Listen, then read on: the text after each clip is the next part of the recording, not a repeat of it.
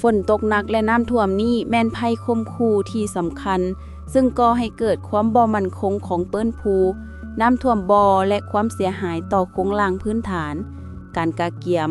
การคุ้มครองน้ำให้แน่ใจว่าระบบระบายน้ำคือคันคูห้องบ่อหนองกักตะกอนแม่นชัดเจนสามารถใช้งานได้และมีความสามารถเพียงพอการควบคุมการเซาะเจือนปรับปรุงความมั่นคงของดินอยู่ตามคันคูและกองวัสดุด้วยแผนป้องกันการเซาะเจือนหรือปลูกต้นไม้ติดตามสภาพพื้นดินเพิ่มการติดตามเปิ้นภูสูงเปิ้นภูทิ่มและเขื่อนกักหางแฮเพื่อสังเกตสัญญาณความอิ่มตัวของน้ำและความบ่มั่นคง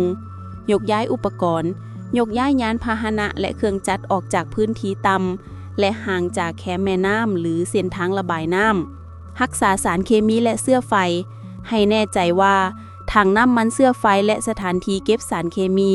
ได้ถูกกันไว้และได้รับการปกป้องจากน้ำท่วม